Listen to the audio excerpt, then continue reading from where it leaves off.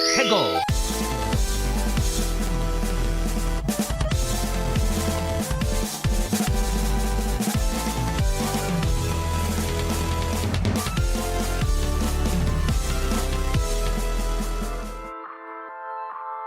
Hello and welcome to another episode of Ferret 64 with your host, me, Yemmy the Ferret, aka Yemmy.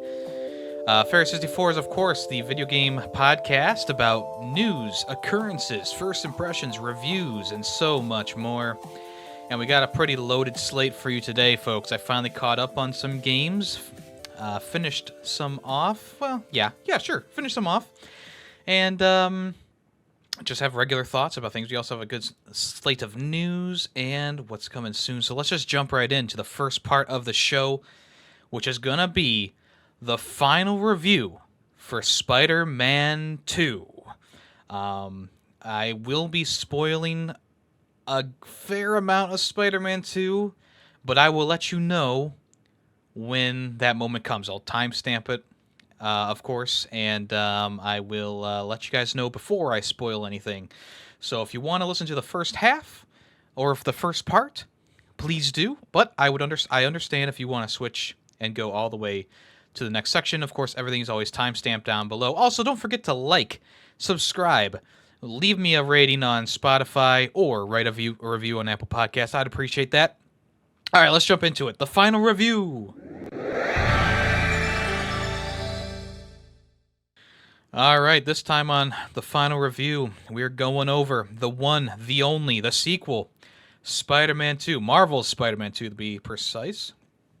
Obviously, this game came out last week, and I talked about it quite a bit last week, but of course, I wasn't all the way finished with it when I was talking about it. But by the time that Monday rolled, or maybe it was Tuesday rolled around, maybe it was Wednesday. My timetable's all out of whack. I apologize. But you don't want to hear about that. You want to hear about the game. Yes, I did finish Spider-Man 2. I platinumed the game, did the 100%, and I still had a lot of fun with it, even though there wasn't really much to do after the 100%. I kind of just ran around and did some of the the crime encounters and stuff like that. So, what you may be wondering before I get going, how much of the game is Yummy going to spoil? And I will tell you that I'm going to spoil quite a lot of the game throughout this because I do need to touch on specific things at points. But I will let you all know before I get into spoilers, just in case someone is listening to this and doesn't want the full game fully spoiled. They just want a general overall vibe of the game. I will let you know when spoilers are coming, and I will mark it in timestamps below when the spoilers start. If you want to check that out and skip to the section past the spoilers. So right off the bat, Spider-Man 2 is a really good game. A borderline excellent kind of game. There is a lot to really like and love about Spider-Man 2. Not only does it build off of its other games in the series, Spider-Man 1 and Miles Morales, but it also adds a bunch of new features unique to Spider-Man 2, including the how they changed up the gadgets, how they work. They changed up kind of how the special moves work as well. They changed up the combo meter and how you heal a little bit, or how you use the focus bar, I will say. They did a few little tweaks, and they also did some major tweaks. One of the things that I really never got used to was the new way you use gadgets. Essentially, you hold down R1 and then you press one of the face buttons, triangle, square, cross, or O. And each one kind of has a different, gadget attached to it. So one of them is like a web grabber that grabs enemies around it and it will pull them together so you can kind of wail on them all at the same time, I suppose, or do whatever. Maybe line them up for a powerful attack from your special abilities. There's also the one that's like a concussive blast that stuns most enemies. It becomes way more useful later on. So things that would automatically knock out enemies, like the impact web shooter, the grenade, those are gone from the game. Even though you still can knock out some thugs with the gadgets, it's not going to be as consistent as it was for things like the impact web shooter, which was obviously overpowered in both Miles Morales and in the regular Spider-Man game, of course, because you could literally just attach almost any enemy type to a wall without even blinking, essentially. Um, and I don't mind that they took those things out, but I do prefer having that gadget wheel to choose things from. Without that wheel, it just kind of becomes I forget about it. I don't know if that's the same for everyone, but I really didn't use gadgets for most of my playthrough up until the final section of the game when they actually became useful. I tried to use them as much as I could remember to use them, but for the most part, I was using my special moves and my regular attacks, and I got through the game just fine, honestly. But yeah, that's another thing that they changed about the game is that you have these special abilities on your controller. So you hold down L1 and use one of the face buttons, and there's like four different special moves you can use. And as you go through the game, of course, you get upgraded versions of those moves. So obviously, no spoilers, but some of them get pretty cool as you go through the game, and I really liked a lot of those moves. I mean, I would use them so often simply because, like, yeah, they're cool to watch Spider-Man and Miles. Well, I should say Peter and Miles use the moves. It's really great. Of course, the biggest change is being able to play as either Peter or Miles in this game. We knew that going into, since Miles Morales, we kind of figured, yeah, they're probably going to do a sequel that has them both in there. And I think for the most part, it works pretty well, pretty seamlessly. Of course, through story bits, they will switch between Peter and Miles for you, or you can pull up the phone app and switch on your own. And it's pretty seamless. The switch is pretty seamless. Usually, Peter or Miles is in relatively the same area as the other character. So when you switch over, you're going to be relatively around the same area you were. So if you were doing some side missions, and some side missions require only Miles or can be done by only Peter, and you just want to switch over real quickly, it's super quick. It takes a fraction of a second to load in, which is, of course, one of the big selling points of this game is just how fast things load. I mean, when you fast travel, they literally have Peter or Miles swinging in on a street in seconds, I would say. It takes a little bit longer than you would think, but it's still like, I mean, a couple seconds versus minutes loading, like in the original Spider-Man game or Miles Morales, is definitely a step up from, it's definitely a step up, I should say.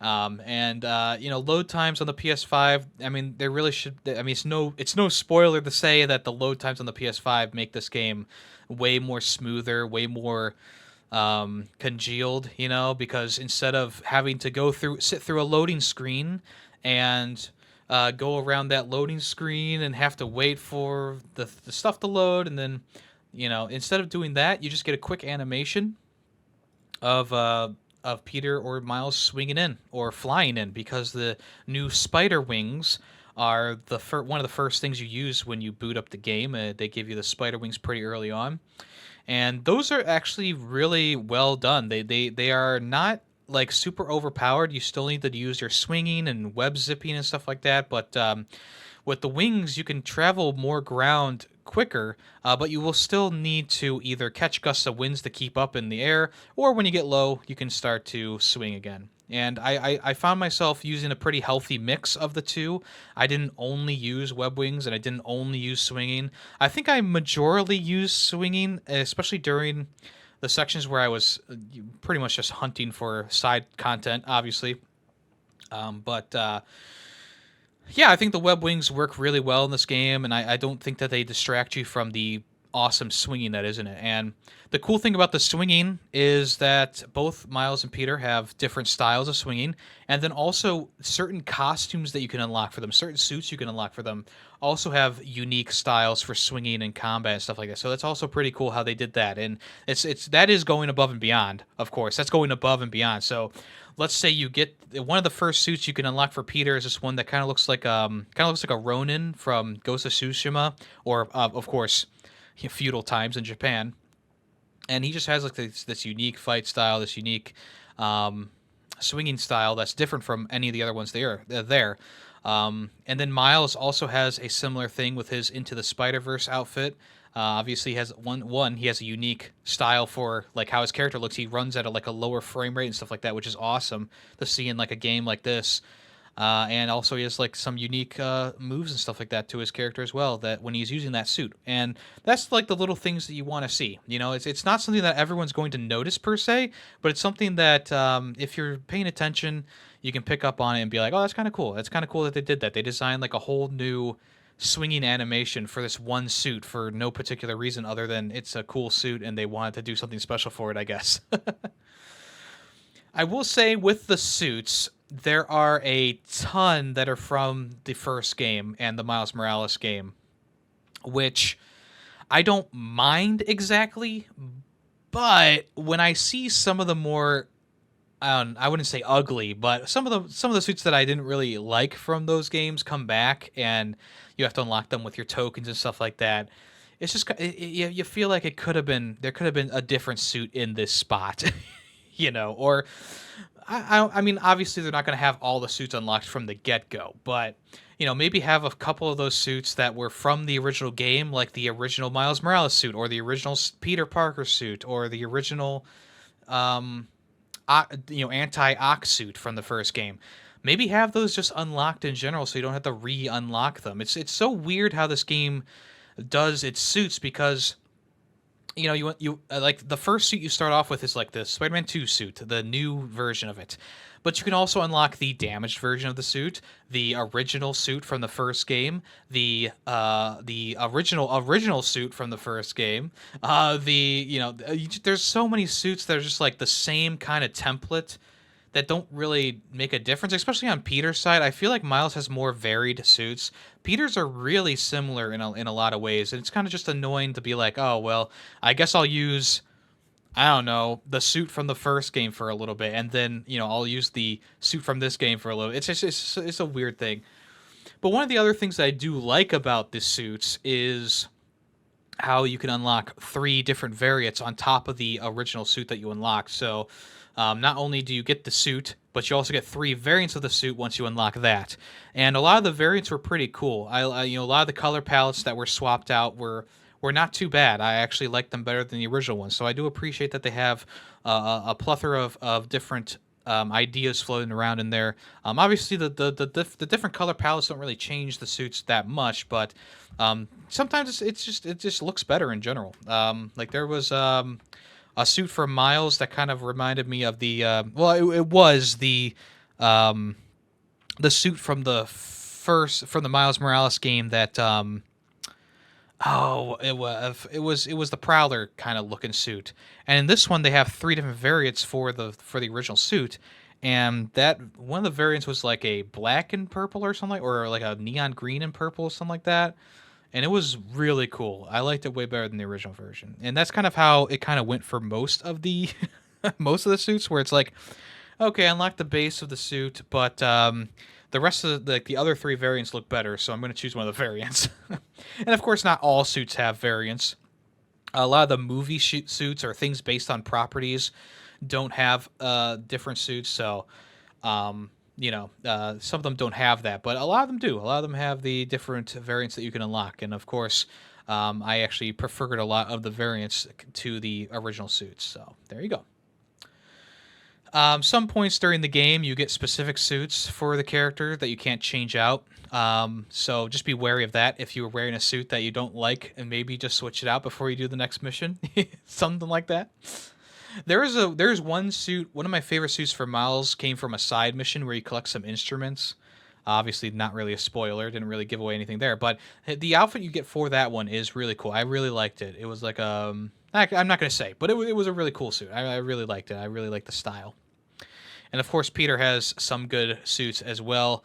There's one where you can unlock the Spider-Man Noir costume. Nick Cage played Spider-Man Noir in the Into the Spider-Verse movie, and it's fun to play as that version of the character. Obviously, his voice doesn't change, but it's still a pretty cool suit to unlock. It's one of my favorites in there.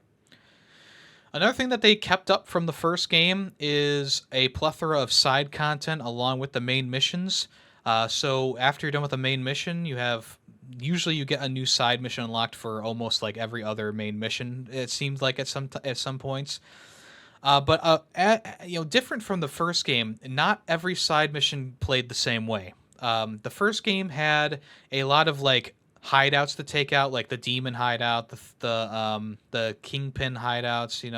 You had to do, or the sable hideouts too. You had to do those all, and they were all relatively the same, where you just beat up a bunch of goons and leave. Well, you start in stealth and then you beat up a bunch of goons and leave. And this game does this. I think that this game does the side content better in a way where not every side mission feels like it's the same thing. So you start off with like, oh, finding these caches, and then you take pictures of specific things. New Yorkers doing specific things instead of just having thousands of pictures to take. They're set up in a way that's like, oh, it's kind of cool. You take a picture of like the daily life of a New Yorker, right, and you send it to the Daily Bugle. So that was kind of cool. There's other ones like finding these little spider drones, which I talked about last week. I love the look of most of these spider drones, and the finale for that side mission is really cool. Like really, really cool. Like if you're a fan of Spider-Man and Spider-Man games, you're gonna love the ending of that mission. Also, if you're a fan of Spider-Man movies in general, you're gonna love the end of that mission. It's really cool.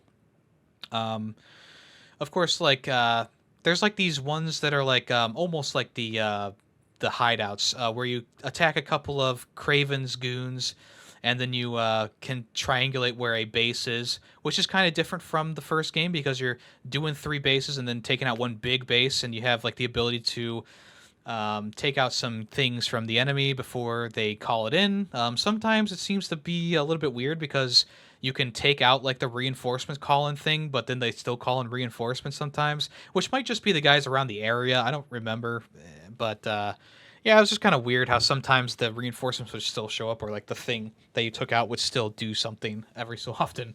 It's kind of weird. Um, my least favorite side mission was probably the one where you chase around the drones in the city. It really just played itself, honestly. Like you still had the guide. Essentially, when you're wearing the web wings, if you want to like get a burst of speed, you go through these wind tunnels.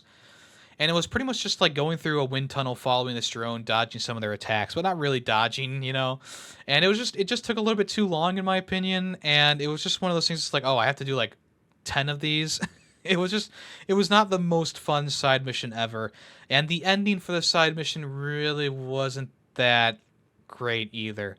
And I will say, a lot of the side missions end with cliffhangers, which is not my favorite thing ever, especially because like we obviously there's going to be some cliffhangers here and there because they're trying to set up for either the next game or some DLC. But I feel like at least 3 or 4 side missions ended with like, oh, here's a cliffhanger for the DLC, like, ooh. And I just was like, by the time like the third, I think like 3 of them, the third one came around, I was like, I really just want like an ending to this storyline. Like I don't feel like it needs DLC. I feel like we could just have an ending to the storyline, but nope, can't do that. And I think that's one of the things that kind of drags the game down a little bit is this idea that like, oh, we're just gonna set up a bunch of DLC stuff in these side missions. Obviously, the main story gets a nice bow on it at the end, but like I would say 3 out of the 5 or 6 side mission activities, maybe even 4, have like oh, here's a hint at what the DLC is going to be, or oh, here's a hint at maybe what we're going to bring it back in the next game or something like that. And I really don't like that. At least the original game and Miles Morales, like the ending of the side missions and stuff, most of them were concrete, and it was kind of a surprise to have one that didn't end in a concrete resolution. And in Spider-Man 2, I feel like, yeah, maybe we could just end most of them with a concrete ending, and then, you know, like the Path of the Embers one, the side mission that you do with Wrath or Wraith, whatever her name is. I feel like that one, like, sure, yeah, that one can be the setup for the DLC, but have an actual finisher on a couple of these other ones that you don't, you know. But like I said before, though, the side missions actually seem to be worth. Like they had a good amount of variety in them, so it wasn't just doing the same thing over and over again, which I do appreciate. Another thing about the game is it is a bit. I don't know if glitchy is the right word. It just has some moments that things happen that you that yeah, sure, it's a bit glitchy. I'm trying to think of a better word for it, but like I guess it's like a game breaking free, like a screen will freeze. It froze on me once where I was just doing a swing into an enemy, and I think I got trapped inside of a telephone pole or something like that, and I was stuck, and I had to restart the checkpoint, which isn't too bad, seeing as the checkpoints are pretty generous. But I think I had 3 times by the time that I was done with everything that I had to restart the game because it froze on me or it didn't allow me to do anything when a prompt came up, which is kind of annoying. And I know that Greedy Waffles mentioned to me that like one of the spider drones didn't show up. He had to restart his game for the spider drone to show up, which is just kind of like sloppy, I guess. Maybe not sloppy, but it needed, I guess, a little bit more polish to it here and there. I seem to only get like the part where like the things that I couldn't like all of a sudden I couldn't like control my character, like the I was stuck with a prompt on the screen. Seemed to only happen when new moves were getting introduced, and it happened like 3 times, which is kind of unfortunate. I guess the one time I sat on a bench and I couldn't move and the dialogue didn't play, which seems to be a pretty wide reachy one, seeing as also Greedy also had that one. I think Coco also had that one as well. So just needed to clean it up a little bit more. Other than that, though, I really didn't have too many glitches. I mean, obviously, there's going to be that random ragdoll that a thug does. That's kind of weird, but I don't really see those as glitches. It's just maybe a little bit of a not a game breaker, but it takes you out of the game a little bit. Um, Other than that, I didn't really have any glitches per se. Just those times I had to restart. So all in all, it's not terrible with glitches. Like it's not on the same level as like Redfall or Jedi Survivor, but it's still enough of a pain to make me go, I wish that they had maybe quality assured this a little bit more, quality tested this a little bit more, just to make sure it was working perfectly. The nice thing is though that the graphically it's pretty good. I don't think that the rendering time was bad. I think that most things rendered pretty quickly or they were already rendered by the time that I saw that a cutscene started. I think that in general the graphics look good, facial animations are pretty good, characters themselves look good, environments, New York itself looks great. So all in all, I think it's a great looking game.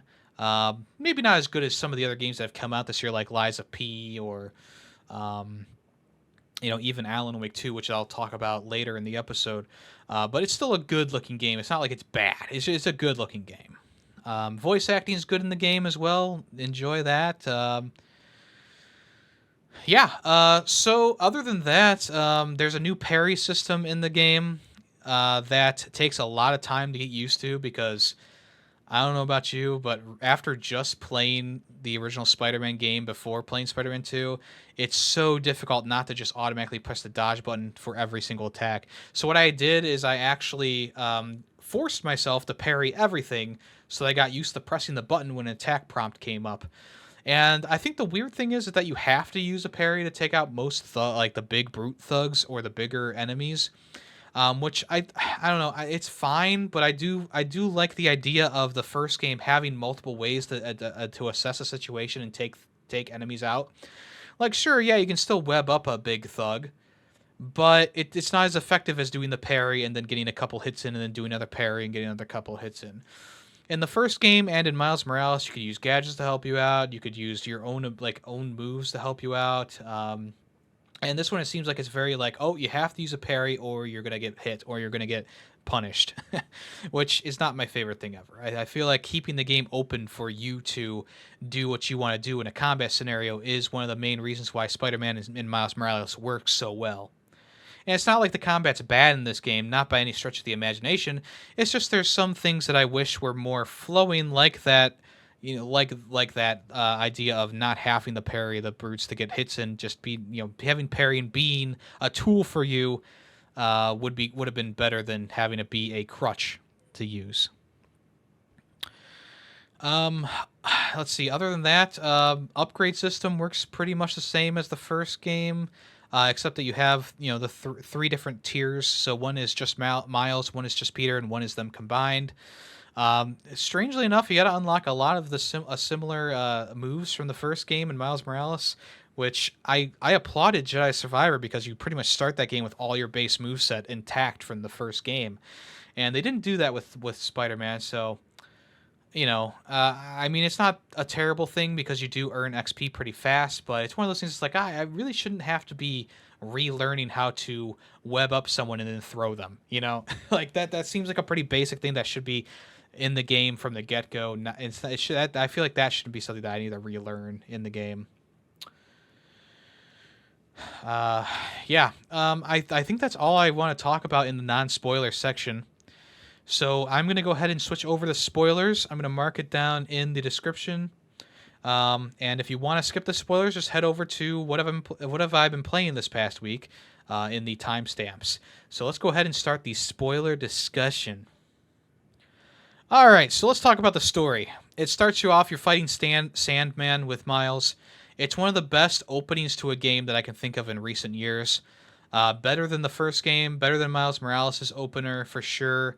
It's definitely like one of those opening sequences that really sets the game up with a high barrier that it's got to be tough to get back to that, right? Like, you're doing this big fight with a giant Sandman. It's spanning New York City. You're fighting these little like Clayface type minions that pop up out of the sand. And you're pouring water on him. It's a very interesting boss fight because it's not just punch him in the face a bunch of times. It's like, okay, pull down this water thing or throw this water at him and then punch him in the face a couple times, right? And that it really hypes you up for the rest of the game. It really opens up the game with a great starter that just kind of keeps going from there. It just kind of starts snowballing from there. They have bigger and bigger set pieces that really makes this game stand apart from the other Spider-Man games of recent years. The game just seems to have a banger level after banger level here and there. Of course, there's still those levels that are just kind of more basic, but I would say that, like, out of all the levels, I would say it's more than 50% that have like a segment that I went, oh yeah, that's pretty cool.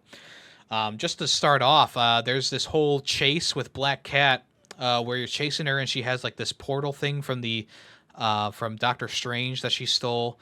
And it's just one of those sections that's like really cool. You're going in and out of portals. And it's kind of like Ratchet and Clank Rift Apart in a way where the SSD is loading so fast you can go through a portal and be sent out somewhere completely different in like a snap of a finger. The same thing happens when you go into the Mysteriums. Of course, it's a little bit more blatant that they're loading a new area when you walk into it, but it's still a pretty cool illusion. But yeah, that Black Cat chase was like one of those great parts of the game that I really liked. I thought that was a really fantastic one. Of course, the lizard trailing thing that they showed off during a state of play was pretty cool to play. It was a little bit too short in my opinion, but it was cool to kind of go from boat to boat while they were chasing Lizard. Also, the part before that was a bit more horror themed, I would say, which was pretty cool. There's a whole fight with Peter and Harry. They both are fighting Kraven. And there's like this whole really great sequence that like is really an emotional roller coaster where Peter almost dies and Harry gives him the suit in order to help him survive. But now, of course, Harry is succumbing to his sickness because he gave the suit to Peter. So that's a big yin and yang thing right there. There's like this massive fight inside of the Emily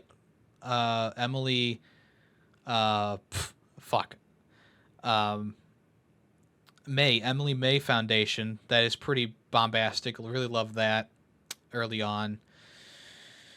And I would say after the part where Harry gives Peter the symbiote suit, that was one of the best parts of the game is when you're first using that symbiote suit and you're just crushing through enemies with these new special abilities and like this crazy stuff. It was awesome. It was really cool. Eventually, through story mechanics, you play as Venom. You actually play as Venom for like a mission and a half, which was really cool. Like I really loved that.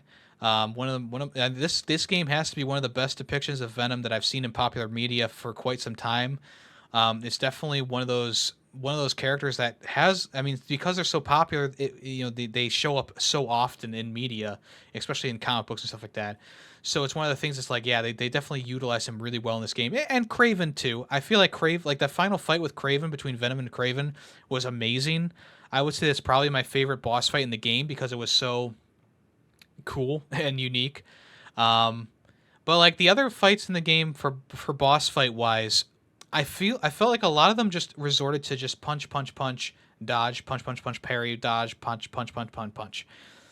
And I feel like in the first game, when you played the first game, a lot of the fights didn't go that way. You know, there was that whole section with Rhino and Scorpion where you're trying to knock things down onto Rhino while dodging Scorpion's attacks.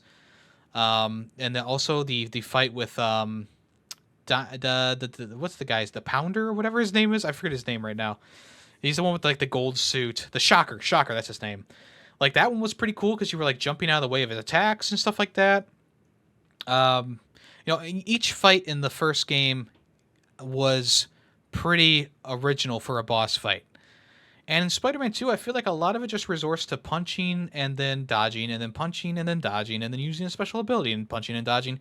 And I really felt like the characters that you were fighting were out of this world, amazingly designed. Like Lizard and Venom and Craven and any character you can think of that you fought during this game had such a great design, and like I thought that the boss fight was going to be something so cool, but then it ended up just kind of being mediocre in a way where it's like it really wasn't as special as I thought it was going to be. Like the lizard fight is a big one in my opinion, because you have this giant lizard and all you're pretty much doing is punching him, and then sometimes he goes up onto the wall and you web him and he falls down and you punch him, and there's these little things that can give you a boost, and you have to grab onto them, pull them up. But other than that, it was just kind of like, wow, just kind of like a basic fight, huh? And the ending fight with Venom, the same thing. It was a very basic fight, you know. I'm thinking of the final fight with Doc Ock, and even though it's not the most amazing boss fight ever, I will say at least it has some unique things going for it that was separate from the rest of the boss fights that you do in the game. By, you're swinging around this tower while the floor is electrocuted, you're throwing things back at him, then you're beating him up on the ground and webbing up his different legs or arms. Like that's unique. But in Spider-Man 2, I just feel like so many of the boss fights just devolve into just punch a bunch and then dodge a couple times and punch a bunch. And there's seemingly multiple stages to these fights, but I can't remember personally the next stage of the fight. They get a refresh of health bar. I don't remember them having too many unique moves that occurred after that. Like maybe they added like one move and then the rest was the same. There's a fight with Screamer later on. Mary Jane gets infected with the symbiote, which is a cool fight. But it just evolved into me kicking its ass because I knew how to play the game by that time. I knew that like dodge, punch, don't press too hard. It's one of those things that's like I wanted that to be so much better. But it was just kind of mediocre, kind of felt a little bit flat. Of course, what's going on is cool. I love it. I think this game has so many cool twists and turns and stuff like that, but I really do wish that the boss fights had been on the same level as those twists and turns that were happening inside the game. Like I said, even the ending boss fight with Venom has like 5 stages in it, and 3 out of the 5 stages play exactly the same as any other fight in the game. It's just kind of like whatever. Some story beats to talk about. Obviously, Craven coming to New York to hunt the different villains of New York is of course a really good idea. It does open the door for plenty of villains to show their face and be involved in the story. They actually killed off some main characters in this one. They killed off Scorpion on screen. They killed off Vulture off screen. I'm pretty sure they killed off Shocker as well. There's a bunch of empty cages with their faces on them. So there was some actual character deaths in here that weren't that hard hitting per se, but they worked in the moment. There was also what am I thinking of? Oh, the fight with Martin Lee, or Mr. Negative, in this game, leagues better than the fight with him in the first game. Like, even though I didn't mind the fight with him in Spider-Man 1, the Martin Lee fight in Spider-Man 2 is so good. Like, I think actually that kind of ties Craven for the for the boss fight of the game. And that one's between Miles and Mr. Negative. And I like Martin Lee's new appearance. He's got like this beard and the mustache and the tied up hair. I think they did a really good job with him in this game, and I think that this game wasn't so much about like, oh, beat up all the villains and win. It was more so about giving villains a second chance, or giving people who are bad a second chance. And one of the character arcs in this game is with Martin Lee and Miles, and of course Martin Lee killed Miles's father, so there's a story arc for Miles forgiving Martin Lee, and there's an arc for Martin Lee realizing what he did was wrong, or was worse than he thought, and trying to atone for it in some ways. And that's a theme throughout the whole game, where Dr. Connors, he's reformed and he's living on his own, and he's missing his family, and he's working with Norman Osborn to help his son and all that stuff. So there's a lot of like character arcs in this game that work out really well. I think that most of them work pretty well. The only one that I didn't think was as strong was Wrath, or Wraith, who is the main police officer from the last game that you talked to throughout that game. Of course, at the end of the final DLC, she goes rogue because she's done with the system, and I felt like her arc wasn't as strong as everyone else's. I feel like that side mission trail went a bit cold, especially after like Peter and her had like a huge falling out, and then they just are working together in the next mission again. It's just like, okay, maybe we could have fleshed this out a little bit more. Maybe save this for an entire side DLC. I don't know. I like all the different factions that are in the game, just like the first one. With Sable, the demons, and the regular thugs, there's a good amount of mix of different factions in this one, including the regular thugs.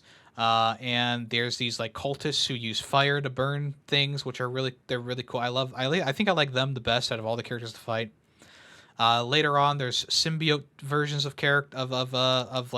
people get like turned into venom type creatures, and each color kind of has a distinct moveset. And I felt like they were pretty cool, pretty tanky at first, but once you get around to it, you start fighting them pretty well. Yeah, I like all the different factions and all the different crimes that show up. I think that they put a lot more variance into what crimes show up on the map. The one thing that I will say is they took away some of like the more creative elements of the crimes, where you don't actually have to do the crimes, but if you do them, sometimes like they use similar things from the last game, like stopping a car or something like that, and they kind of trim those down to be like one quick button press and then you're done. And then there's these parts where you have to take people back to an ambulance, which just serves to elongate the side content for some reason. It was fun at the beginning when you're taking J. Jonah Jameson to an ambulance, but it shows up a little bit too often with these side crimes, and it's just more of an annoyance than anything else to take, because sometimes these ambulances are like 1,000 miles away, and it's like, what? Why? So yeah. Other than that, the ending of the game, really strong, really good ending. Like I said before, the boss fight with Venom maybe leaves a little bit to be desired, but the story elements going on are very good. At the end of it all, Harry is like comatose in a coma. Comatose in a coma? In a coma. Let's just say he's in a coma. And you kind of pick up on it throughout the game, but Norman is wearing a ton of green, whether it's a tie, a suit, pants, shoes. Or if there's something glowing green around him, it definitely is hinting at the Green Goblin coming in the next game. And the reason that I say that 100% right now is because of the final, like, not the final, but there's two after credit scenes.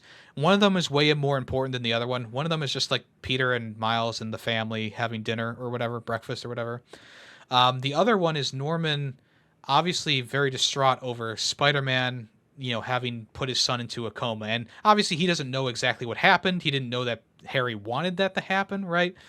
Harry actually wanted Peter to kill him at one point. And of course, Norman, he lost his wife and he almost lost his son, then his son came back. So it's a lot of trauma to go through for him. So his character is a bit different from the Green Goblin that you know and love from the other Spider-Man movies or from comic books. So instead of just kind of getting his powers through a experiment gone wrong, and having this dual personality. It seems like his hate for Spider-Man is already kind of developed, and he's going to work with Otto Octavius in the next game to take down Spider-Man, or try and take down Spider-Man. Will we see the Hobgoblin? I don't think so, but I mean, if there's a will, there's a way, I guess. But as of right now, we kind of confirm that Green Goblin is coming back in the next game, along with Otto. He's going to come back, and we'll see what happens. We'll see what happens. So there's just two strong indications there at the end of the game that they're going to form some sort of alliance, but maybe it's going to be a shifty alliance. But yeah, because Norman, like at the end of the game, Norman's wearing like an entirely green suit. So if he doesn't become Green Goblin, I would think that maybe he uses the, whatever on Harry instead of himself, and turns Harry into the Green Goblin, or the Hobgoblin, as he would be called. But we will see. We shall see. Okay. Yeah, it's very exciting. It's very exciting. The end of the game was definitely worth the lackluster fight with Venom. So even there was cool things that happened during the Venom fight. He grew wings. He did all this stuff. I think there was some cool stuff there. But as I said before, the fight itself, it left me a little bit desiring a little bit more, a little bit more. So I know there's a lot of like little nitpicks in here, and also some bigger things that I talked about. But I will say, for the most part, Spider-Man 2 is a great experience. If you haven't played it yet, if you haven't gone around to playing it yet, I don't know why you'd be listening to this one. But 2, definitely get around to doing that. And it's not like the Platinum Trophy is that much trouble in this game. It's actually a relatively easy one to accomplish. Just takes a little bit of time doing the side content and stuff. And, people who blitz through the main story and then do the side content, I think they're going to have a little bit of a tougher time with it, because just like with the first game, if you wait to do all of the side content until after the main story is over, it's just going to be a lot of cleanup, I think the game does a really good job of keeping the side content flowing along with the main missions, and you can kind of do the side content leisurely while very naturally, I will say, while doing the main story stuff. And I think that you get a lesser experience if you don't do as much of the side content as you can before the end of the game. I think that, obviously you don't have to do all the side content, but of course, doing a lot of the side content naturally while progressing the main story is going to give you, I think, a better overall experience at the end of the day. The way that I did it personally was, by the time that the symbiote had taken over New York, I had pretty much done all of the other side content that was leading up to that mission where that happened. And then once the symbiote like hearts started appearing, I was like, okay, I'm definitely going to leave these for, whenever. And I actually did the right thing by doing a couple of them and then leaving them for later, because then you get the anti-venom suit and you get all these new abilities for Peter that made those things much easier. And of course, you get the upgraded Venom powers for Miles as well, which makes them easier too. So by the time that the game was wrapping up, before the final fight with Venom, I decided to go and do the rest of those to wrap those up nice and cleanly. And then at the end of the game, I was happy to see that the map was pretty much done, except for a couple of miscellaneous things that I had missed on my way. So, and those miscellaneous things were just like miscellaneous trophies. I don't mean like things in like side quest content or anything like that. I mean, like, I had a couple of trophies to clean up, and there was one more EMF thing to do, which was pretty cool. But I think that this game definitely strives to be great, and it is great, and it definitely goes above and beyond what the other games set up, and I think that even though it struggles in a few locations, I think for the most part it's a great experience, one that is going to be remembered for a long time. And if this trilogy does complete with a Green Goblin storyline for the third game, I'm there for it. I'm all there for it, and we'll see what other surprises they decide to do for this third game. I just think that in general, most people, including myself, are just going to be excited to see what happens next. And I know that they're probably going to be doing a couple of DLCs. Of course, Carnage is going to come in there for a DLC. It looks like Chameleon's going to have his own DLC. Maybe there's going to be an Into the Spider-Verse DLC. We'll see. But yeah, it's. I think we have a good amount of content that's going to be coming to the game in the near future. And I think that the game is going to just be a very replayable, fun time. Kind of like the first game in Miles Morales, those are very replayable, very good times. Even if you're doing it for the third or fourth time, I feel like you can still find enjoyment out of just the combat and the swinging in general. So, Yeah, and this one, it has a really good story. Like even the Mary Jane parts were really good. Like after the first one, like she became less of a stealth character and more of like an action-packed character, which was really cool. She got like this gun that she could stun people with, and then she could wrap people up with the web shooters and stuff like that. I thought that they really evolved her character a lot and made her sections worth playing. And even though I didn't mind them in the first game, I will say that the Mary Jane and the Miles sections in the first game left a lot to be desired for sure, and they kind of filled that gap in the second game here. I think so. There's probably something that I missed while I was talking, but I will leave it at that because this is already a long enough as it is. So the final score that I'm going to give Spider-Man 2 for right now is a 4.5 out of 5. Could have been a 5 out of 5, but as I mentioned before, I felt like the boss fights weren't as good. There was some side content that didn't need to be cliffhangers. We could have just had some actual endings to them. And of course, it was a little buggy here and there. I will say, I definitely it definitely brought me out of the game when all of a sudden my character can't move or whatever. So I definitely hold that against it a little bit, but it's not as strong as Jedi Survivor because of the fact that Jedi Survivor had glitches and stuff all the way through it, and it definitely hampered the experience all the way through. Whereas Spider-Man 2, it was really like once every like 6 hours or so. I think I have a total of 20 hours playing the game in general. So like every like 6 or so hours, I had a glitch or something like that where I had to restart. So it wasn't as bad as other games that have come out this year, but I will still deduct some points, partial points for that because it's really inexcusable at this point from a AAA company to be putting out a game that has so many glitches and stuff in it. I mean, it's much more inexcusable for something like Jedi Survivor or Redfall, but I still got to hold all games up to the same grading criteria that I do, and Spider-Man 2 is no exception. So a 4.5 is still a really good game. Still a really good game. Obviously, I am ignoring some of the problems that I have with it to because I just enjoyed it so much. But yeah, it's not perfect, but it's pretty close. It's there. It's worth playing for sure. It's better than the Miles Morales and Spider-Man 1. I think Spider-Man 1 is like a 4.5 as well, but for different reasons. Miles Morales is like a 4 out of 5. So this one definitely rises above. And unlike IGN, I stay consistent with my ratings. Thank you for listening, and this has been the final review.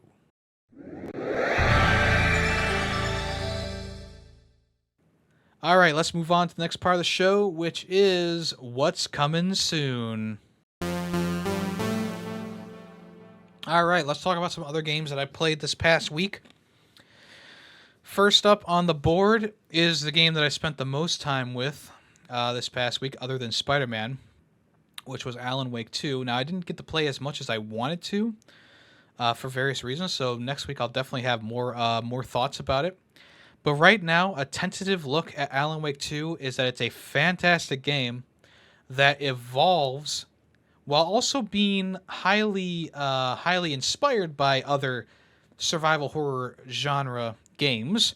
But it definitely evolves Alan Wake into something that's not as arcadey, much more intense, and the combat is much better in Alan Wake 2. Even though I didn't mind things in Alan Wake 1, but I will say that the characters and the story is definitely not as strong as it's definitely not as strong in the first game as it is in Alan Wake 2. Like there's definitely pouring on the story, atmosphere, and ambiance for Alan Wake 2, and it's definitely more akin to something like a Resident Evil remake kind of game where um, the enemy encounters are going to be more frightening because you don't have as much ammo and they're much more tankier than you would imagine. You have to use the flashlight still to break them out of their like shadow realm, but that also opens up like a hit box for them to get massive damage, and you have to kind of continuously keep hitting them with the flashlight while also blasting them with ammo.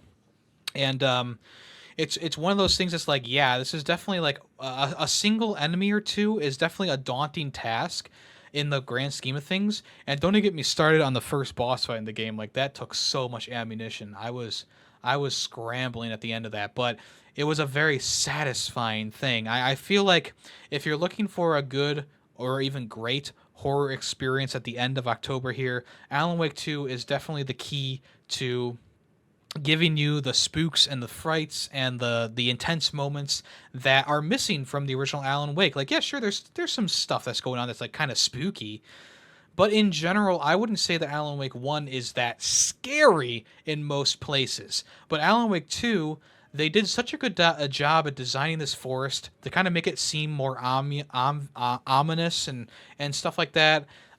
There's these like really detailed open kind of world segments that you can kind of go between. And the forest has definitely been a really like spooky area to go through, especially because most of the game takes place at night, of course, especially at night. The forest is really really creepy. And another game that kind of does a similar thing is the Blair Witch, which came out quite a while ago. And even though that game is good, and I feel like it, or I should say it's fine, and I feel like they did a pretty good job with the forest in that game. Alan Wake 2 just kind of cranks it up a little bit higher. It does, and there's a bunch of like lighting effects and stuff that happen while you're in the forest too, which makes things even more creepier. They also combine like these FMV segments with the the people on screen. So when you're talking or when you're okay, I think I've gone a little bit too far. Let me back up a little bit. The FMV segments happen because Saga is doing detective work. The main character for this one is Saga. Of course, Alan Wake is also a main character. It's the name of the game, but you play mostly as Saga throughout the first 3 or 4 chapters. And what you do as Saga is you are a detective, so you're gathering clues around a crime scene, and you're trying to piece them together to form your hypothesis as to what happened. Saga has this supernatural ability to kind of commune with people and get the truth out of them through like this mind palace that she's created for herself. So whenever you want to solve a mystery or put new evidence on the board, or interrogate someone through your mind palace, it's all in this like little room that she created that has different things based on her life and stuff like that. Collectibles will also show up there, like the manuscript pages, radio broadcasts, and TV broadcasts. So so when you're doing these sections where you're communing with the person, it's actually an FMV segment where these shadows, the people, and the real people who voice the characters, pop up, and they talk to you, and it's kind of creepy at times because they do really good gore and makeup on some of the ones who are dead, and it's really cool. I mean, Remedy has done this a couple of times with their games. It started all the way back with Alan Wake 1. And it just kind of continues from there with things like with things like Control, and they did that other game too. Quantum Break, I think they did as well, which had full blown like cutscenes that were only FMV. So it's one of those things. It's like it's really cool to see how they've transformed as a studio to keep these kind of like real FMV segments along with mixed in with this gameplay, and I think it works really well with Alan Wake too. I think that they went above and beyond for this one. They really mesh seamlessly, and they give it this extra little bit of creepiness here or there that this game didn't really need, but it's a cool to have an add-on there.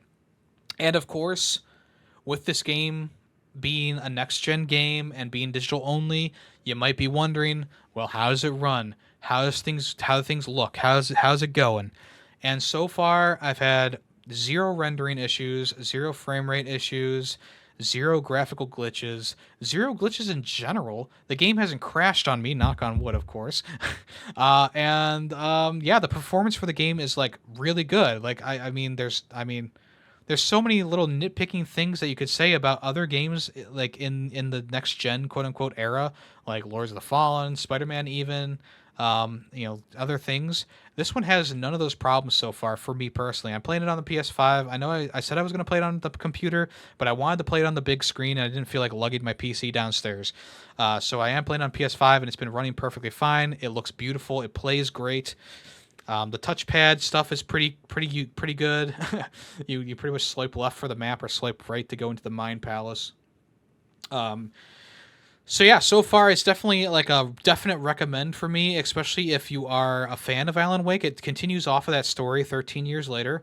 And also it changes things up so it's not just your Alan Wake experience. It is its own thing, inspired heavily by the newer Resident Evil games. And I would compare it most closely to like a mix between Resident Evil 2 and 3 remakes. It has like a dodge mechanic like Resident Evil 3. I think it's a little bit more consistent, but it is there. and it has like the more so like one-on-one or two-on-one kind of fights that Resident Evil 2 has early on, with some moments where you're fighting more, but I'm sure those will come up later. But yeah, I mean, so far it's definitely a full recommend. I mean, I know it's digital only, and a lot of people will just not buy digital games for some reason. But if that's the case, then you're really missing out on a really good game here. I don't know if they're ever planning on giving it a physical release. I'm sure they will, maybe down the road eventually. But if I mean, I would say this is one. If there's a scale of like, skip this or play it now or wait for a sale, like that one YouTube channel does. This one is definitely like a play it now. It's definitely worth the price tag, worth the price of entry. And so far, it's been an excellent experience. So if you want to check it out, Alan Wake 2, it's available now. Definitely recommend that to play. I'm not even saying like, oh, try it out. Like, play it. Don't just try it out. Play this thing. It's really cool. I can't wait to play more, which I will be doing probably later today. Also, I got around to finally playing some Super Mario Brothers Wonder, and let me tell you, kind of annoyed that I missed out on this game for that entire week that it was out. But I'm glad I finally played it because it's a really good game. The 2D Mario games have been so stagnant for so long. The Mario Bros games, they don't really do much to evolve the series farther than just like, oh, here's Nabbit. Oh, here's jump here, kind of thing. And I think that's one of the reasons why I really didn't like the Wii U Mario Bros game that much. And it's mostly because, like, oh, I've played this before. I played the Wii game. I played the DS game. I played both of the DS games. And the Wii U game and Luigi U, they're just so similar to all those other experiences for the Mario Bros. Series. But Mario Wonder really does change it up a lot. It gives you way more characters to use than ever before, even though most of them play the same. The ones that are special, like Yoshi, Nabbit, they actually have a lot of different things they can do. And this is like one of those crazy, zany, wowie, zowie kind of Mario games where everything is just like so cool, unique, I would say. Like, obviously, you still have things like the fire flower and running and jumping and twirl jumping, but they've added in this elephant suit that has completely changed how I play Mario Brothers now. This elephant suit is amazing. It's incredible. I mean, the elephant Mario suit is the best thing in gaming this year. Hands down. It's so cool. And there's a lot. I haven't gotten to the other powers yet. I just got to the Petal Islands area, which is like World 2 or whatever. So I'm definitely excited to see what more this game has to offer, because we do know that the bubble suit and the drill suit and stuff like that are in this game. But so far, like, yeah, I'm just having a blast with this game. Like, it's been a while since a 2D Mario game, even like Mario 3D World, didn't like really captivate me. It's been a while since I've really dug deep and enjoyed a Mario Bros game. And this is just like, yeah, this is like leagues above the other Mario Bros games in general. There's like so many like cool effects that happen in this game. Like when you capture the you go to the flagpole and you ride down on it, like the Bowser hut turns into the new guys. They're not toads. They're bulb guys. I don't remember what their name is right now. But the little toad houses, like, they transform like in these little balls. Like they swirl around and they transform into the house that's supposed to be. And that's so cool. It's like such a cool particle effect. And of course, the Wonder Flowers transform every single stage into something completely different. And yes, you can skip the Wonder Flowers if you want to. The Wonder Seeds act as like the stars in this game. So the more seeds you have, the farther in the game you can go, and the whatever. And yeah, so far it's just been a really bizarre yet fantastic experience that it's the best Mario experience that we've had since, like, obviously Bowser's Fury was really good, but probably the best Mario experience we've had in the 2D realm since, like, I don't know, Super Mario World, I guess. In Mario in general, probably just Mario Odyssey. Go back to Mario Odyssey. That's probably as far back as you need to go. But I mean, yeah, Bowser's Fury is just a little bit short. That's all I'm saying. It's definitely a good a Mario experience, but if you want to go the full-fledged games, like this one rivals Mario Odyssey, and Mario Odyssey is like a 3D multi-dimensional game, and Mario Wonder is like it's just a side scroller. You might say it's just a side scroller.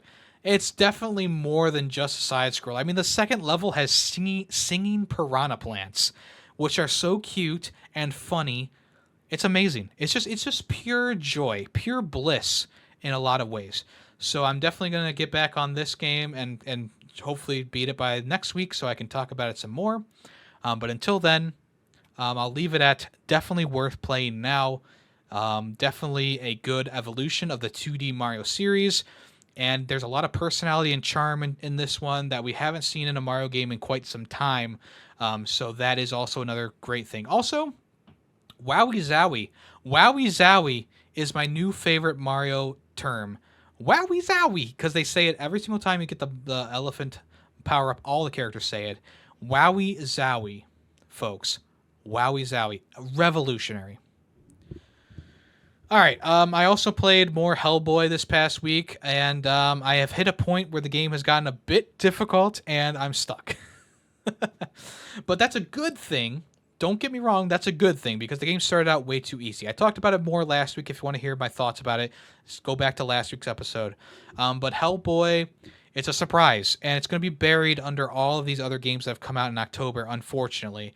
But that's kind of just the way it is.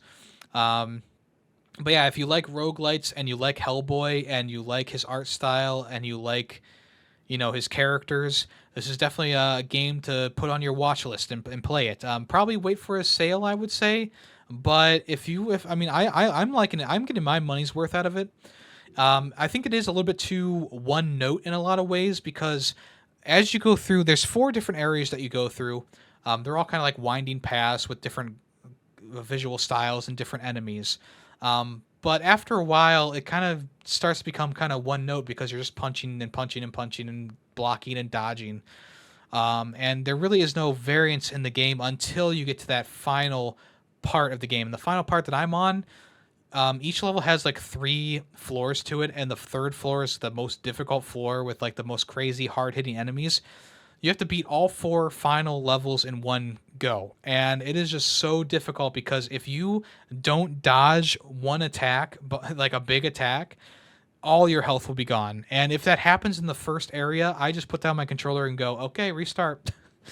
I got to the 3rd area's final boss room one time, and unfortunately I couldn't get to the 4th area to do its final boss. So that took me a long time to get there. It's a lot of like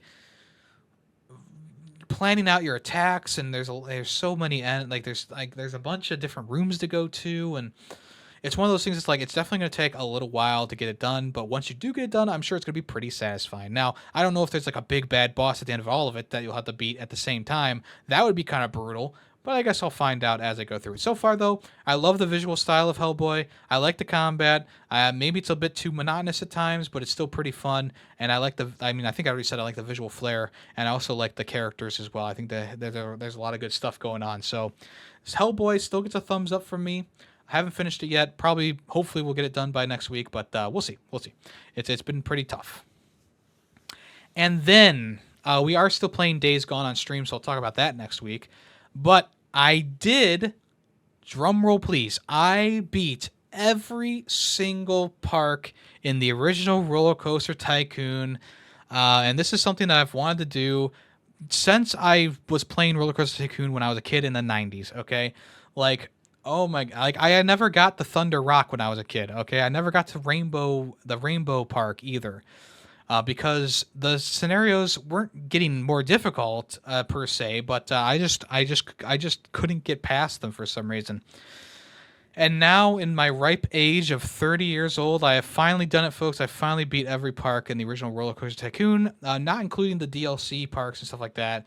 Yeah, every single park, and there are some parks that I really despise. I really do not like the Thunder Rock Park. That was probably my least favorite, and it's the last one on the list, which kind of makes it go out with a bit of a whimper than a bang, But yeah, I think that in general, the original Roller Coaster Tycoon is great. It's still one of my favorite games of all time. Obviously, they improved a lot of things with Roller Coaster Tycoon 2. Don't get me wrong, but this is a good jumping point for Roller Coaster Tycoon.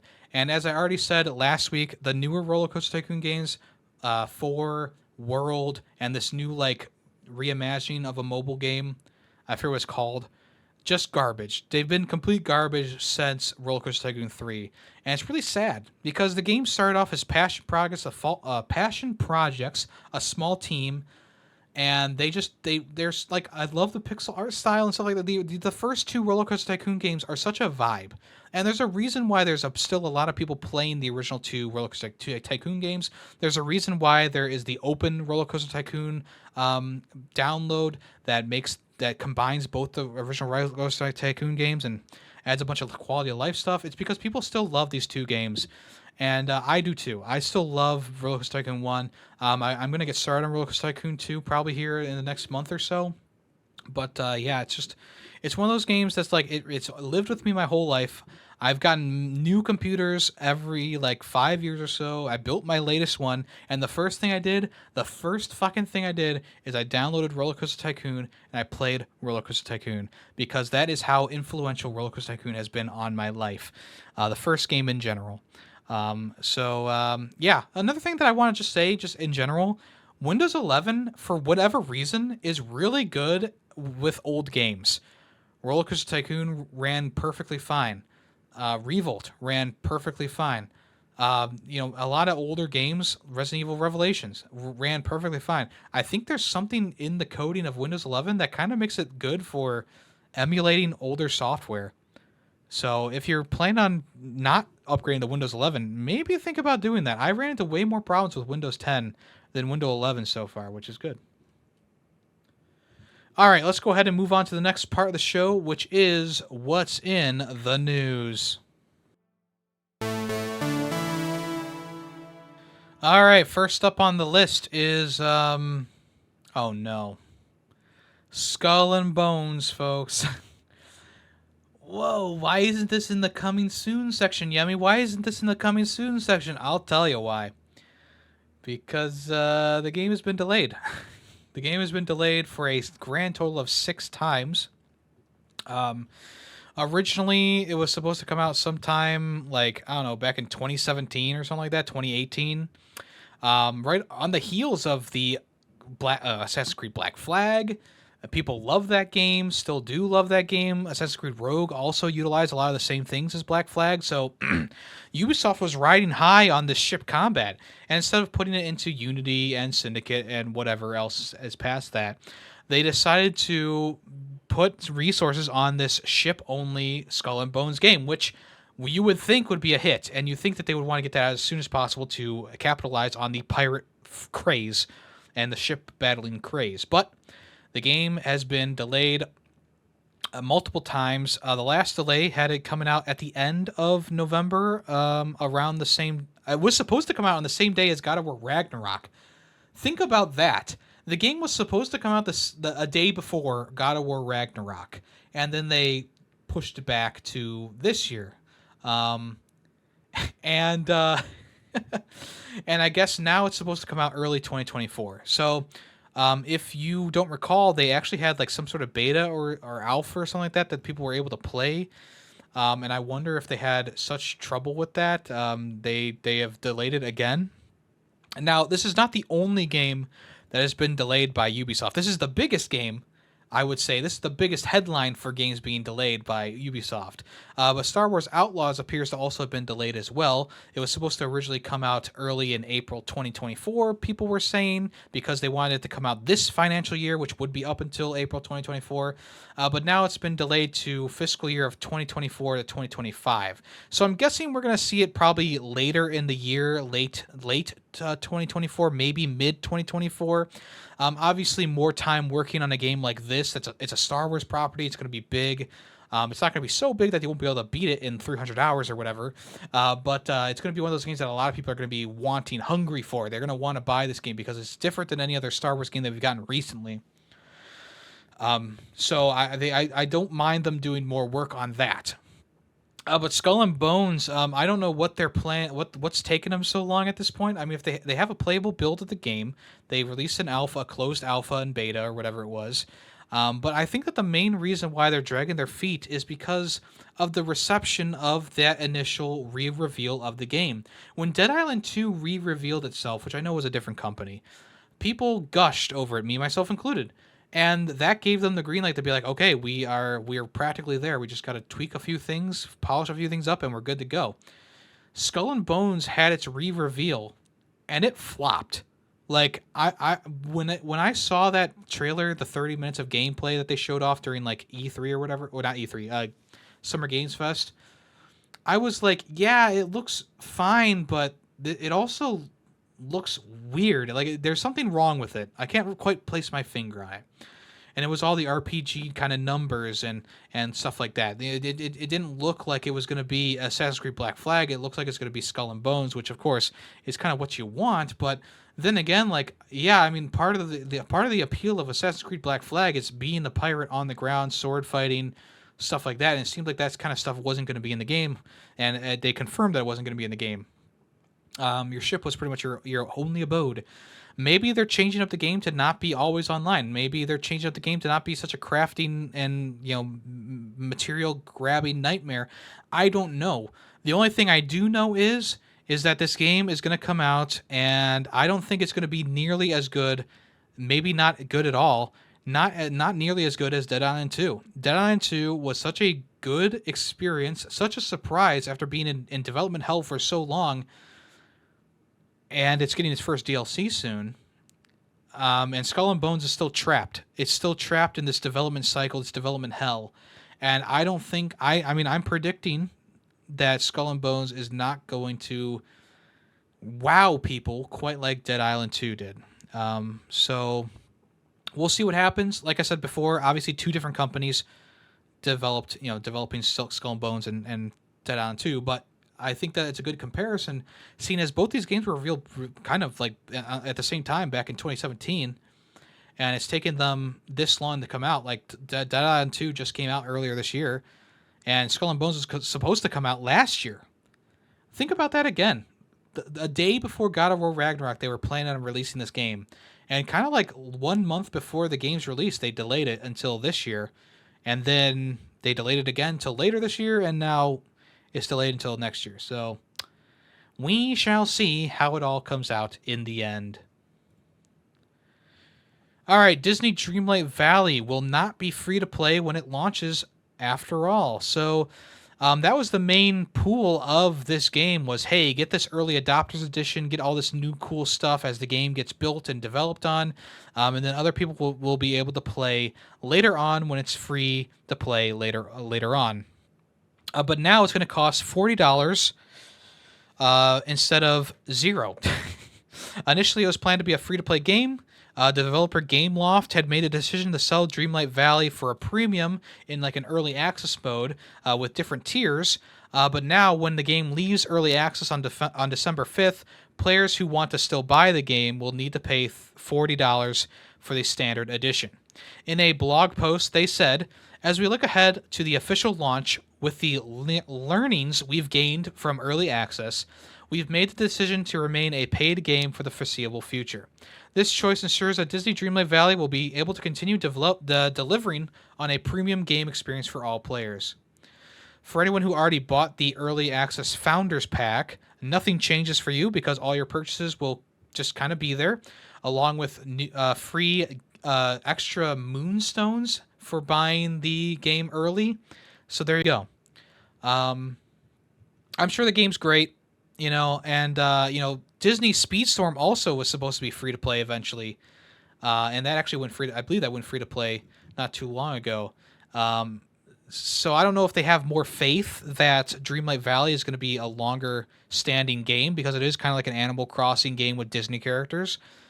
And Disney Speedstorm is literally just a terrible racing game. So, it's one of those things. It's like, okay, all right, I can see why they're doing it, but also like, all right, fine. Anyway, that's that. Disney Dreamlight Valley still coming around on the 5th of December for $40 now instead of free to play, which is unfortunate for the people who were excited to get into the game for free and then maybe buy things afterwards if they like it. All right, this year has been the year of just like developers being treated pretty unfairly. We had Redfall, we had Lord of the Rings Gollum, and now we have Skull Island Rise of Kong. And in a article speaking to The Verge, a current and former developer from the studio who made Skull Island Rise of Kong, Iguana B is the studio name. They want to be anonymous though. They admitted that the game only had a year-long development cycle, which is why you see things like JPEGs for cutscenes or really horrible animations or just a really in general buggy game and crappy game. So in this article on The Verge, they said that the game is a result of being built from scratch with a strict 1-year deadline. Anywhere from 2 to 20 employees worked on it at any one time. A developer also said that the development process of the game was started in June of last year, and it was aimed to end on June 2nd this year. So 1-year development process. The crunch was set in motion in February. The person who was speaking said they were on autopilot by the end of February because all hope was lost for the game. So essentially, they just compiled the game together. It worked well enough, and they released it. Is essentially what happened. This is, of course, an arrangement that the studio has taken before, which they described as being a vicious cycle for them.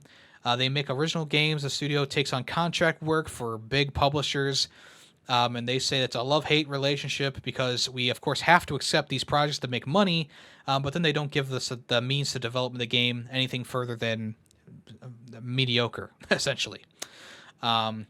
So previously, Iguana B worked on titles like What Lies in the Multiverse, which was a puzzle game that did pretty well on Steam, and they also did a game called Untold Tales, which also received some pretty good reviews.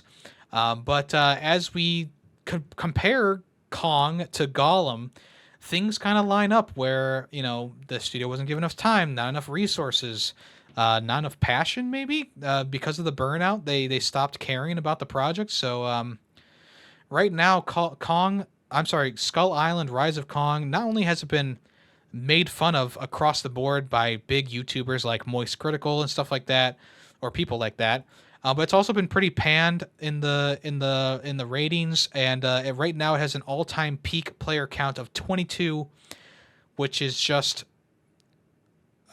terrible.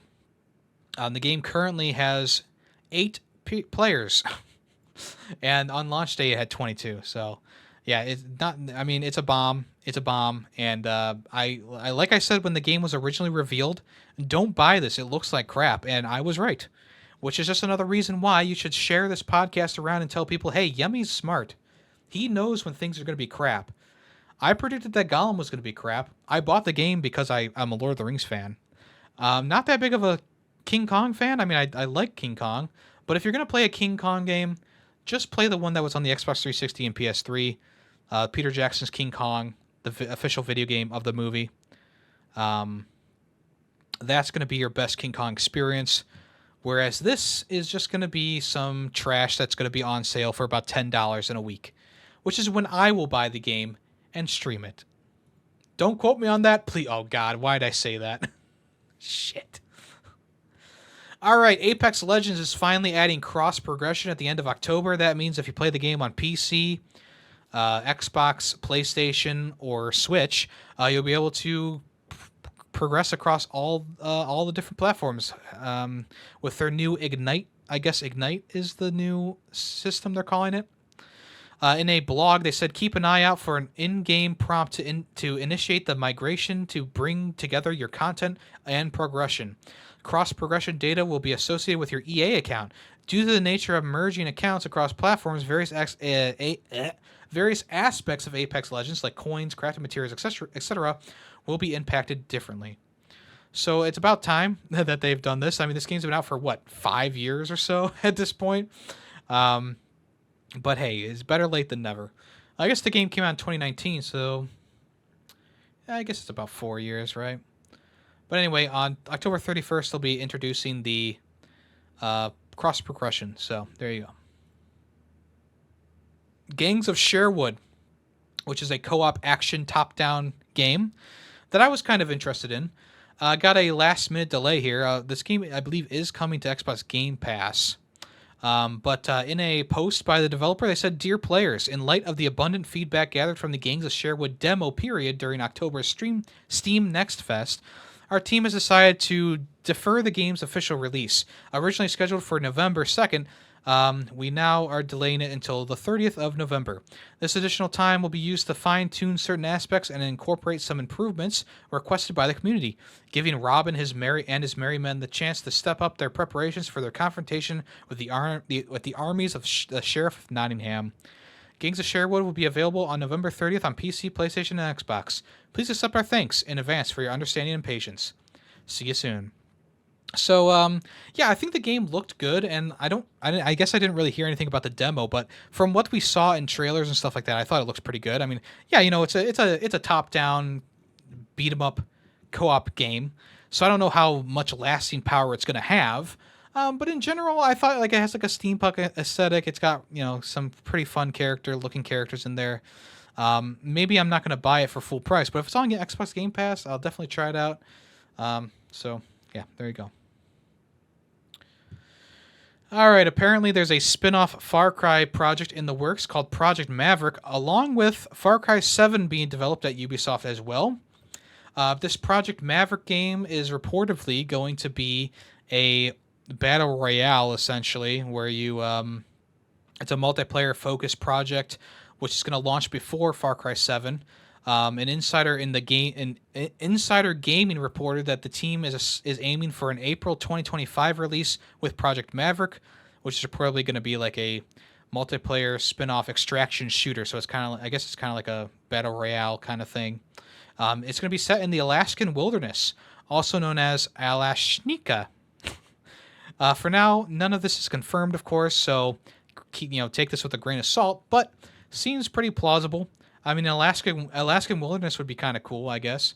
Who knows where Far Cry 7 is going to be based, though? Maybe it's going to be in Alaskan wilderness, too. I don't know. Or maybe it's going to be somewhere completely different. I guess we'll have to wait and see. But it's cool that Ubisoft Montreal is working on the next game in the Far Cry series. Hopefully it's better than 6 and 5.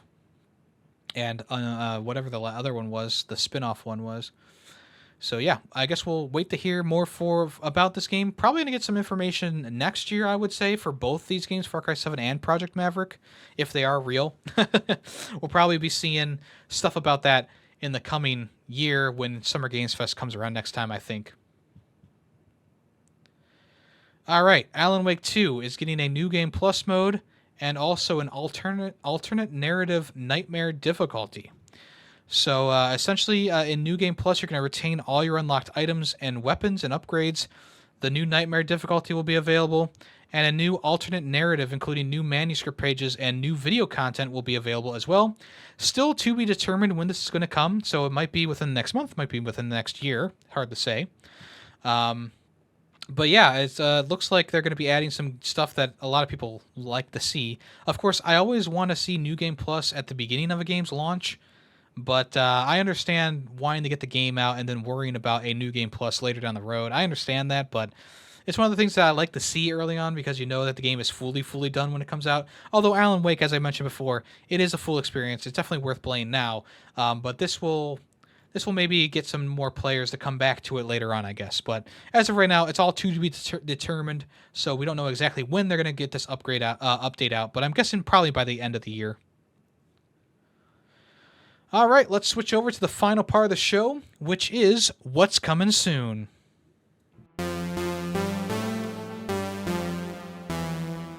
All right, Arizona Sunshine 2 finally has a release date. This is a PSVR 2 game coming out, and it's coming around on the 7th of December, 2023. The first Arizona Sunshine game was a pretty good, standard zombie killing affair in VR.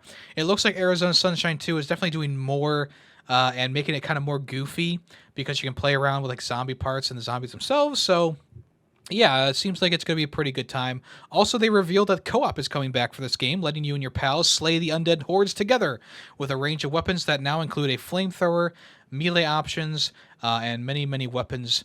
So yeah, it should be a pretty fun time. The trailer looks pretty good. I was enjoying myself. Haven't really played VR since I finished the Zombieland game, which kind of speaks more about the VR than anything else. I I guess. But yeah, this looks. I mean, it looks pretty fun. Like it looks like it's going to be a pretty good zombie killing time. So if you want to check that out, that's coming out the 7th of December. It looks pretty good. Might get me back into the headset. Spirit of the North 2 has been announced for the PS5 and I believe other platforms as well. I originally played the first Spirit of the North game back when it came back when I first got the PS5. Oh, it looks like it's coming to Steam, Epic Games, Xbox, and PS5. And I thought it was like a mediocre experience. I didn't think that it was like super fantastic. This game does. I mean, the trailer does make it look a bit better in terms of graphics and possibly gameplay, but we won't really know until we get there. But it looks like you have like this bird companion that'll fly you around. Looks like you can grab stuff with your mouth and do puzzles and stuff like that. So that's already a step up from the original game, which I just think is kind of a bit lackluster, a bit mediocre. Visually pretty impressive, but nothing else really. But yeah, Spirit of the North, that'll be available to be determined. Nothing yet, but in the future, probably next year sometime. Still Wakes the Deep. This game was revealed during the Summer Games Fest this past year. This is coming from the same people who did Dear Esther and Everybody's Gone to the Rapture, so you can kind of know what to expect here. It's probably going to be a lot of walking and visual stuff going on. This looks like it takes place at some sort of derelict or, I guess, run-down oil rig. And essentially, it looks like it's going to be kind of like a supernatural kind of game where you're just trying to, I don't know, solve the problem of what's going on. I'm not sure exactly, but the gameplay that they showed off, which is available on IGN's YouTube channel, it doesn't look bad. I mean, obviously, it's a lot of walking around and not much to speak of in terms of gameplay wise, but compared to Everybody's Gone to the Rapture and Dear Esther, this is definitely a big leap from those games in terms of like interactability and stuff like that. So yeah, I mean, it looks kind of good. Looks pretty good, I should say. Still Wakes the Deep is coming in 2024. I believe it's coming to Xbox and PlayStation and Steam. So if you want to check that out, the trailer is available now. Looks kind of good. Not gonna lie, looks kind of good. Blasphemous 2 is getting a last-gen port, which is coming in November. So the Xbox One and the PS4 will be getting a official Blasphemous 2 version, and that'll be coming on the 2nd of November. Obviously, Blasphemous 2 came out with praise across the board. I got distracted and forgot to go back to it, but I mean, I got pretty far in it from what I can remember. So I definitely got to go back and try and get through this one because I was enjoying the game. It's a pretty good game. I actually wasn't enjoying it as much as Blasphemous 1 though. So take that with what you will. But anyway, the game is coming to last gen consoles, PS4 and Xbox One on November 2nd. All right, a game called Rip Out is a cooperative horror FPS shooter. Oh, wow, that's kind of redundant. FPS shooter, first-person shooter. Okay, Yemmy. Where players use biomech pets to rip off weaponry off of enemies while exploring randomly generated space hulks. It's going to launch into early access on Steam, which is already available on Steam right now in early access. And currently, the game is going to be coming to PS5 and Xbox later after the beta or I guess early access is done. So yeah, you'll delve into derelict ships with you and a co-op partner, and you'll fight genetically altered monstrosities that inhabit them. These nightmares are capable of grafting smaller mutants to themselves, strengthening or reconfiguring their physical forms as required, which also explains why the guns can transform and change as well, which is pretty cool. So yeah, I mean, this game looks pretty cool. I kind of want to get the early access on Steam, I guess, because it actually looks really cool. I know I've said that 3 times now, but the trailer does it justice. If you want to check out the trailer, Rip Out Game YouTube channel, check that out. It looks pretty cool. I said it 4th time. All right, Star Wars Dark Forces Remastered is going to come to the PS5, PS4, Xbox One, Xbox Series S, and Switch and Steam. In February. On the 28th of February, they're going to release the remastered version of the game. Like I've mentioned before in a past episode, it's going to have some redone visuals, reworked saving, and stuff like that. So it's a Doom-esque shooter that came out originally on the MS-DOS in 1995, was ported to the PS1 later that year, and I believe it also came to the Nintendo 64 as well. This 29-old title, back in the day, was met with some lukewarm reviews apparently, but it's kind of become a hidden gem, I guess, in a lot of people's minds. People kind of like this game. So yeah, if you want to check that out, next year on the 20th of February, the remaster is coming around. I will say, I mentioned this last time, but there's something about the aesthetics of like the pixel art graphics for the cutscenes that really makes it charming. And when you take those pixel graphics out, it kind of makes it more of a bland looking game. So we'll see how I feel about it when it comes out, but I am excited to play that. Hotline Miami is getting a collection that'll bring both the games to PS5, Xbox, and Switch. It's available right now. If you want to check that out, it's called the Hotline Miami Collection. So if you want to check it out, it's about $20 for the collection. It includes Hotline Miami and Hotline Miami 2, wrong number. This is a top-down, fast-paced, violent action game. The original game was quite the sensation when it came out, and the second game was met with some pretty good reviews. If you want to check this out, 2 for the price of 1, I guess. Hotline Miami Collection available right now.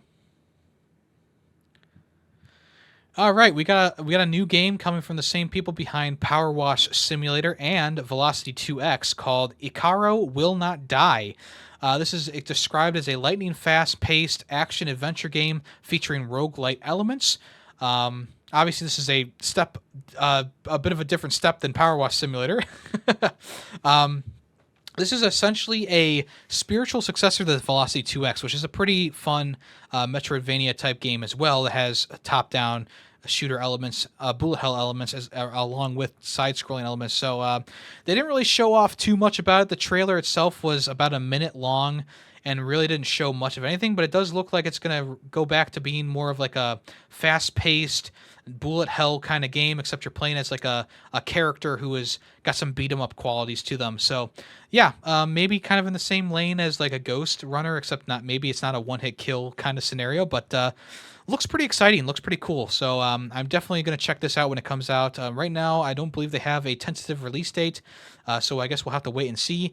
Also, right now, it looks like it's going to be coming to Xbox Game Pass, and looks like it's only going to be coming to Xbox Game Pass for a little while, because they did not reveal any other platforms except for Xbox. So if you want to check out the trailer for this, it is on Xbox's YouTube channel, coming from Thunderful Games and Future Lab. Looks like it's going to be pretty cool. Speaking of Power Wash Simulator, the Back to the Future DLC is coming to the Switch and other platforms later next month.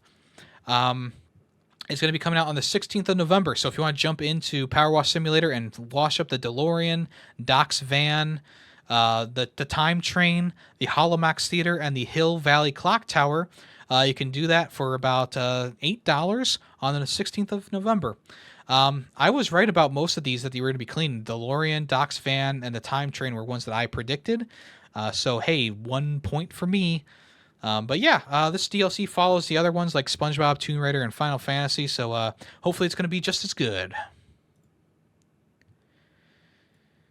Annapurna Interactive has released a collection, 12 games on one Switch cartridge. The 12 games you can get for about $200? Damn, $200. The 12 games you can get are Donut County, Garagoa, Hindsight, I Am Dead, If Found, ... Kentucky Route Zero TV Edition, Neon White, Sayonara Wild Hearts, Solar Ash, The Artful Escape, The Pathless, and What Remains of Edith Finch. Now, it is a pretty good collection of games. Not only are like 5 of these games like highly acclaimed, but all of them are pretty good in general. Especially Neon White. Solar Ash, I've heard really good things about. The Artful Escape, a lot of people love. The Pathless, which is a full-fledged 3D third-person action game. What Remains of Edith Finch is obviously an old school, like really good game from back in the day, and other ones like Donut County, Gogora, and Kentucky Route Zero also have pretty high praises as well. I didn't really enjoy Donut County as much as the other games on this list, but I would say the star of the show is Neon White and Solar Ash. The Pathless is probably what ups the price a bit more than you would expect, but it's a physical collection on the IM 8-bit store. You can pre-order it now. There will only be 2,500 copies available of the collection for $200. So it also comes with a Annapurna-themed Switch carrying case, a art book, and of course the physical versions of the game. So if you want to check that out, go over to IM 8-bit's website right now. And finally for today, Nintendo has expanded its Switch Online and N64 library with another game. This time around, it's Mario Party 3, which I believe is the final Mario Party for the N64. It is available right now, so you can check out the game if you have the expansion pack for the Switch. This is one of the last games that they revealed for the service, next to a couple more. I don't remember exactly which ones are still yet to come, but this is one of the final ones that they revealed initially when they announced that these games were coming to the Switch Nintendo Online service. So hopefully they have plenty more coming, because I've been enjoying the drip feed of new games coming to the service all around. So hopefully they keep it going. Hopefully they keep it going and we keep getting more games, because it's becoming more and more of a good deal as the months go on. So yeah, if you want to check that out, it's available right now along with all the other Mario Parties on the N64. And plenty more games hopefully to come.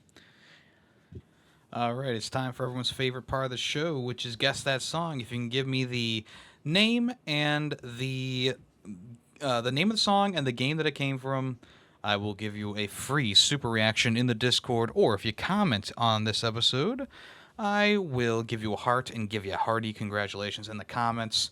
If you know the song, let me know. And here it is right now.